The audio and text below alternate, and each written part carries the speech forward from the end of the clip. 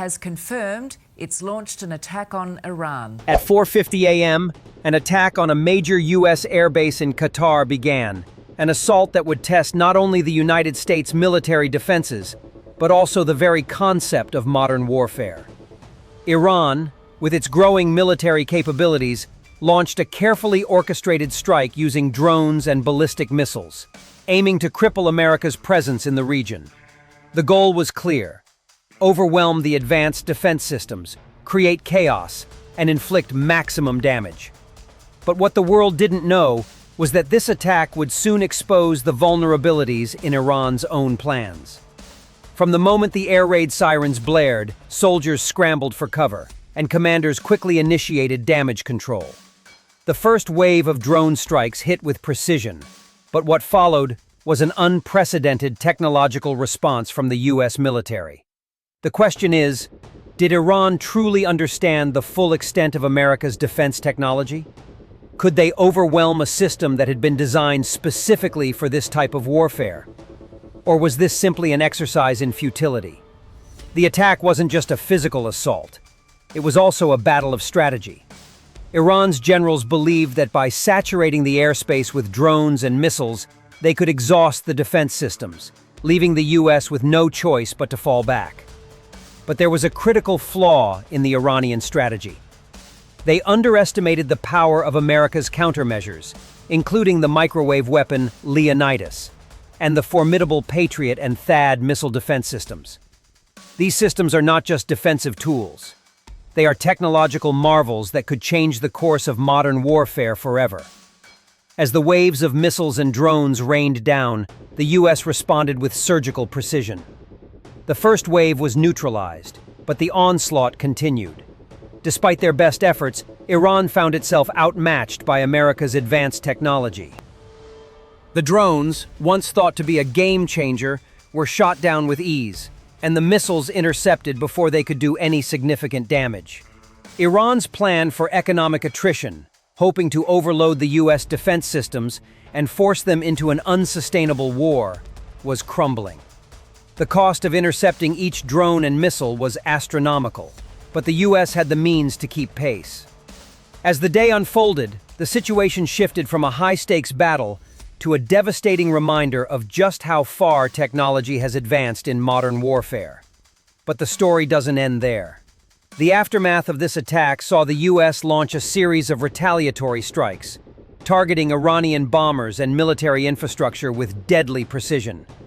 The message was clear. The U.S. had not only survived the assault, but had turned the tables, using their technological superiority to send a chilling message to Tehran. In this video, we'll break down the details of this high-tech military clash, exploring how Iran's attack was thwarted, the systems that saved the U.S., and the long-term implications for global military strategies. Was Iran's attack a desperate move that backfired? Or is this the beginning of a new type of warfare, where technological innovation holds the key to dominance? Stay tuned as we dive deep into one of the most intense moments in modern military history. At exactly 4:50 a.m. on a quiet, seemingly ordinary morning in Qatar, the silence was shattered by the blaring sound of air raid sirens. A major U.S. airbase, located just miles from the heart of the region's political and military power, was now under attack. It began like a typical drill, with the initial signs of warning going unnoticed by many who had grown accustomed to these alarms. However, within moments, it became clear that this was no false alarm. The U.S. personnel stationed at the base were about to face an unprecedented assault, one that would push their readiness and defense capabilities to the limit. The base, a sprawling complex housing vital American military assets, was home to hundreds of soldiers, airmen, and contractors. It had long been regarded as one of the most secure airfields in the Middle East, equipped with cutting-edge defense systems, reinforced bunkers, and a highly trained military presence. Yet what the defenders didn't expect was a highly coordinated, multi-layered attack executed by Iran, using advanced drone technology and ballistic missiles to strike the heart of their operations. The first indication that something was seriously wrong came when the base's early warning radar system, which had been optimized for detecting enemy aircraft and incoming missiles, lit up with an alarming series of blips. A sudden swarm of unmanned aerial vehicles, drones, appeared on radar screens, their small size making them harder to track and engage. The drones, equipped with high explosive payloads, were launched from a variety of concealed locations deep within Iranian territory. Iran's intention was clear. They aimed to overwhelm the U.S. defense system by launching a massive wave of attacks, saturating every possible detection method. The objective was to break through the defenses by sheer volume, making it nearly impossible for the U.S. to intercept every incoming threat. The U.S. response was swift. Within seconds of the initial warning, the base's perimeter defense systems kicked into gear. Soldiers scrambled to their posts, alerting command centers and activating their emergency protocols. The overhead communication network, built for high-stress situations, instantly lit up with calls for reinforcements and readiness checks. The atmosphere inside the command center was tense but not panicked. This was, after all, an attack that was expected, given the heightened tensions in the region. The immediate priority was to defend the critical infrastructure and prevent any loss of life. As the drones closed in, U.S. defense systems like the THAAD and Patriot missile defense batteries were put to the test. The first waves of drones were intercepted, but not without difficulty. The sheer volume of the assault and the sophistication of the Iranian drones presented new challenges. Some drones slipped through the intercepting fire, crashing into the base's outer perimeter and causing initial damage. Explosions rang out as the payloads of these small, agile aircraft detonated, leaving a trail of destruction in their wake. The chaos was momentarily palpable. Fire alarms blared in the background, soldiers scrambled to evacuate key areas, and fuel tanks caught fire, sending thick black smoke into the air. But even as the first few drones caused havoc, the full scope of the assault became clearer. A secondary wave of Iranian ballistic missiles was launched, targeting the airbase's runways and supply depots. This part of the attack was designed to cripple the base's ability to respond effectively, preventing aircraft from taking off or landing, and cutting off vital supply lines. The missiles, faster and harder to intercept than the drones, rained down on the base with deadly accuracy. The U.S. anti-missile systems engaged, but their performance was hampered by the sheer speed and precision of the incoming threats. Several missiles were successfully neutralized, but a few got through, causing significant damage to infrastructure. Runways were scarred by explosions, and ammunition depots ignited, sending shockwaves through the base. Inside the control room, the situation was increasingly urgent. Officers communicated rapidly, their voices sharp and focused, as they analyzed the attack's progress. Air assets, both manned and unmanned, were scrambled for counterstrikes against Iranian positions. Fighter jets were quickly launched, taking to the skies to confront the incoming wave of missiles and drones. Meanwhile, ground crews worked tirelessly to assess damage and begin repairs on the critical systems. Despite the chaos, the response was controlled. Everyone knew that holding their ground was essential. As the minutes ticked by, the base's defense systems continued to fight back. But the question on everyone's mind was, how long could they hold out? Iran had launched this assault with the expectation that it would catch the U.S. off guard, forcing them into a reactive stance. However, the U.S. forces had a secret advantage, a series of countermeasures that were not widely known to the public. Among these was a recently developed microwave weapon dubbed Leonidas, capable of disabling incoming drones mid-flight. This weapon, part of an experimental defense program, would soon prove to be a game-changer in this high-tech battle. At 5:30 a.m., the sound of the sirens was still echoing, but the atmosphere inside the command center began to shift. Despite the damage and the overwhelming scale of the attack, the U.S. military had begun to regain control. The attack, which had started with such terrifying intensity, was now becoming a brutal reminder that even the most sophisticated of military strategies could be met with an equally advanced counterforce. The true scale of the conflict, however, was only beginning to unfold. As the initial waves of the attack unfolded, Iran's strategy became increasingly clear. The assault was not just a random barrage of drones and missiles. It was a carefully orchestrated plan designed to exploit every weakness in the United States defense systems. Iranian military strategists, having spent months studying American technology and tactics, were convinced that a well-coordinated saturation attack could overwhelm the U.S. defense systems. Their plan hinged on two main principles.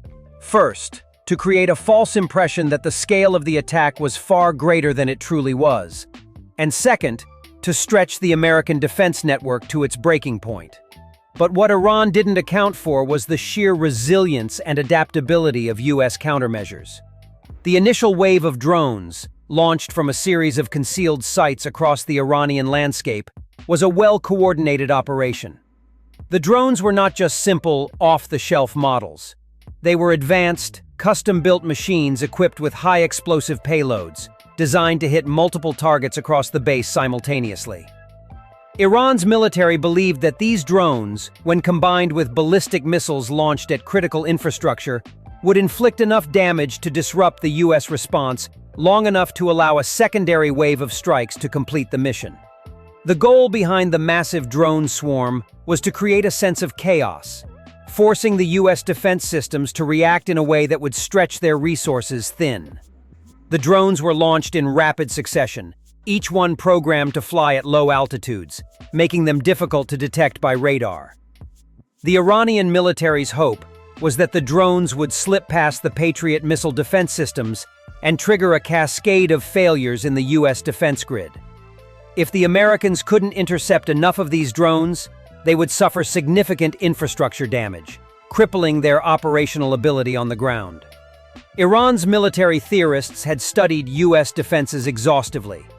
They were aware of the U.S. reliance on advanced radar systems and their highly sophisticated missile defense technology. But they also understood that no system, no matter how advanced, could defend against everything. The plan was to create an illusion of overwhelming force by launching a continuous wave of attacks, designed to exhaust American resources and keep them constantly on the defensive. The hope was that after a few waves, the U.S. would face a choice: either deplete their resources on defense or leave critical targets exposed. Behind the scenes, Iran's leadership was also hoping to capitalize on an unexpected advantage. The Iranian military had recently developed a new generation of ballistic missiles, capable of striking distant targets with pinpoint accuracy. These missiles, equipped with advanced guidance systems, were designed to bypass conventional missile defense systems like the THAAD and Patriot batteries. Unlike their earlier versions, these new missiles were equipped with decoys and electronic countermeasures that disrupted the U.S. tracking systems. The idea was to create a situation where the American defenses would have to engage the decoys, leaving the real warheads to strike their targets uncontested. As the first wave of drones made contact with the base, the U.S. defense systems went into full operational mode. The THAAD and Patriot systems engaged, intercepting a significant portion of the incoming threat. But Iran's strategy had already begun to play out. The first few drones slipped past the initial defense screens and struck key areas of the base, causing explosions that sent debris flying through the air. The initial damage, though not catastrophic, was enough to rattle the U.S. forces. Fuel depots erupted in flames, and several key radar stations were knocked out, temporarily blinding the base's defensive systems. But the real test was yet to come. As the base scrambled to recover from the initial damage, the second phase of Iran's attack came into play. The drones had been nothing more than a distraction, a tactic to draw U.S. attention away from the real threat, the missile barrage. Iran launched multiple waves of ballistic missiles, timed perfectly to hit during the chaos of the drone assault. These missiles were designed to strike the base's runway, supply depots, and command centers, hoping to cripple the U.S. response before it could gain momentum. Despite the strategic brilliance behind this phase of the attack, Iran's assumptions were flawed. The U.S. military, although rattled, quickly adapted to the evolving situation. The Patriot missile defense system, while pushed to its limits, proved more resilient than Iran had anticipated. The THAAD systems, which had been placed on high alert, managed to intercept several of the missiles. But the real game changer came when the US deployed a highly secretive experimental technology, an advanced microwave weapon called Leonidas. This weapon, designed to disable incoming drones and missiles with directed energy, was the US military's secret weapon. As the Iranian missiles neared their targets, the Leonidas system fired up, sending concentrated microwave energy that disabled the incoming threats in mid-flight, causing them to veer off course or detonate prematurely. Iran's strategy had relied on the sheer volume of its attacks to break the US defenses. But what they didn't account for was America's ability to rapidly adapt and counter their tactics. The waves of missile strikes began to lose momentum as the US defenses neutralized the threats one by one. For every missile that got through, several were intercepted by the THAAD and Leonidas systems. By the time the second wave of attacks had reached its peak, the US had successfully neutralized the majority of the Iranian missiles and drones, forcing the attackers to rethink their strategy. The Iranian generals had hoped that their well-coordinated assault would leave the US on the defensive, but in reality, it only exposed the limits of their own strategy. As the dust settled and the base regained its footing, it became clear that Iran's plan had not only failed to deliver the crippling blow they had hoped for, but it had also showcased the resilience and technological superiority of the US defense systems. The balance of power, it seemed, was not as easily tilted as Iran had imagined. As the attack continued to unfold, the Iranian military's original plan, designed to overwhelm US defense systems with sheer volume, began to encounter significant setbacks. What had initially seemed like a flawless assault, with drones and missiles raining down on the base, soon revealed itself to be fraught with errors and unforeseen complications. While the first few waves of drones had caused damage and disruption, it was becoming increasingly clear that Iran had misjudged both the resilience of American defenses and the limitations of their own strategy. The attack was far from the easy victory they had anticipated. The primary issue with Iran's approach lay in its reliance on a two-pronged offensive: drones to overwhelm the base's defenses and missiles to strike key infrastructure. This strategy, which seemed promising in theory, began to unravel as soon as the US forces responded with their countermeasures. The problem was simple.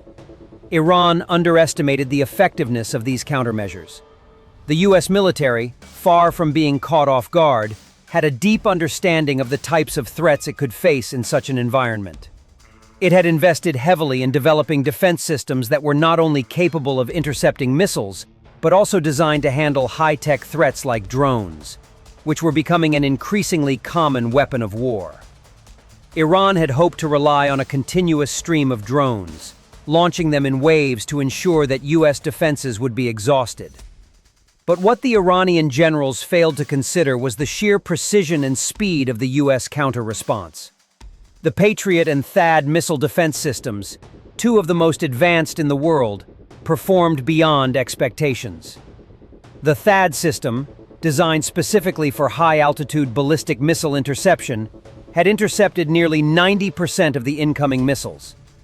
But what truly gave the US forces an edge was a new, highly classified technology, the microwave weapon known as Leonidas. The Leonidas system, developed in secret by the US military, had not yet been revealed to the public, but its role in neutralizing the drone threat was nothing short of spectacular. By using concentrated microwave beams, the system disabled Iranian drones in mid-air, rendering them useless before they could reach their targets. As the drones continued to pour in, the Leonidas system was able to strike them down with alarming efficiency, turning the Iranian advantage into a futile exercise in attrition. The drones that had once seemed like a formidable threat were quickly neutralized, and the US defense systems were left unscathed, poised to strike back. Yet despite the success of these countermeasures, Iran's missile barrage continued to press forward, pushing the US defense systems to their limits. The missiles, faster and harder to intercept than the drones, were designed to target key infrastructure on the base: the runways, the supply depots, and the command centers. Iran had hoped that by striking these high-value targets, they could cripple the US response and prevent any aircraft from taking off or landing. But this too would prove to be a miscalculation. While the Patriot systems were capable of intercepting many of the incoming missiles, some still slipped through the cracks. Several missiles struck the base, causing minor damage to the runways and the supply lines. But the attacks were far from catastrophic. As the situation evolved, it became evident that Iran's assumption that the US would crumble under pressure was misguided. The American response was rapid and precise. Fighter jets, already on standby for such an emergency, scrambled into the air within minutes of the first wave of attacks. They quickly engaged Iranian missile sites, launching targeted strikes that neutralized some of the threats before they could even make it past the outer defensive perimeter. The US military was not just reacting, they were taking the fight to the enemy, actively diminishing Iran's ability to sustain the attack. But perhaps the most significant mistake on Iran's part was their reliance on a flawed concept of economic warfare. The Iranian military believed that by launching wave after wave of drones and missiles, they could force the US into an unsustainable position, where the cost of intercepting every incoming threat would drain resources and eventually lead to a breakdown in American defense operations. Iran's leadership had counted on the US military's need to engage every threat, assuming that the sheer number of intercepts would be too much for the Americans to handle. But they had failed to account for a critical factor: the US military's ability to adapt and counteract. As the hours passed, it became increasingly clear that the Iranian strategy was failing.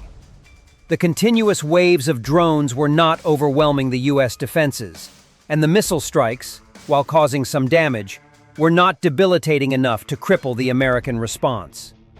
US military leaders began to realize that Iran had significantly miscalculated. The attempt to create a financial and resource-based drain on American defenses was proving ineffective. Instead, the US military's technological superiority, combined with its strategic counteroffensive, was turning the tide in their favor. By 6:30 a.m., the Iranian forces were beginning to realize the extent of their errors. Their drones, once an imposing threat, were falling from the sky at an alarming rate, thanks to the combination of Leonidas, the Patriot systems, and THAAD intercepts. The missile barrage, despite inflicting some damage, had failed to achieve the crippling effect Iran had hoped for.